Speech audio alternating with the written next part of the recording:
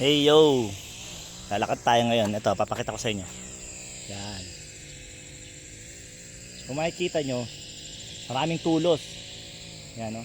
Ayun, meron pa. Kung makikita nyo, yun, may bubong. Merong payong na nakikita kayo. Yan, no? May mga payong kayo nakikita yan. Kasi yun na yung bagong pinagkakakitaan ng mga tao dito. Yung mga dating mangingisda namin ay ang bagong trabaho na nila, yung iba ay nagkakangkong. Eto, nandito kami sa Baras. So, sakop to ng Laguna Lake. Yan, yun ang bago nilang pinagkakakitaan. Imbis na mangisda ay kangkungan na ngayon. Naging kangkungan na yung mga ano nila, bagong nilang pinagkakakitaan, livelihood nila. Kasi nga yung isda namin parang umunti na eh. Tapos bumabaw na tong aming ilog, yung aming lawa.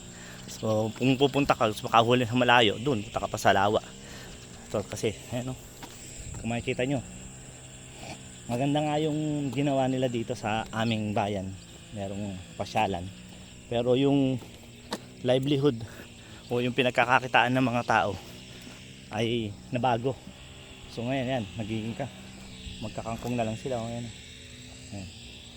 Naging magkakangkong na lang. Dahil nga dito sa ginawang lawan at ginawang pasyalan. So ayan o, kung titingnan nyo, ganda-ganda nga naman na pasyalan. Tulad ko yan.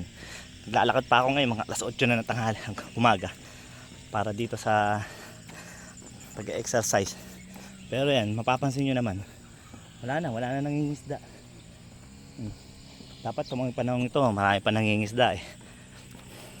Pero umunti na sila dahil nga malayo, bago ka makarating to sa pangingisdaan mo eh, pupunta ka pa dun sa dulo. O yan, baba na tayo. O yan. So wala, maglakad tayo pabalik.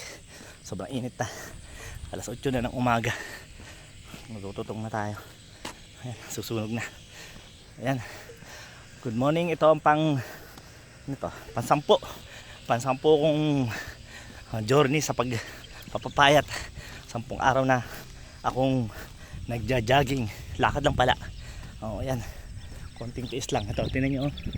O ayan, lawas o. Yan ang tinatawag na lotus. Lotus yan.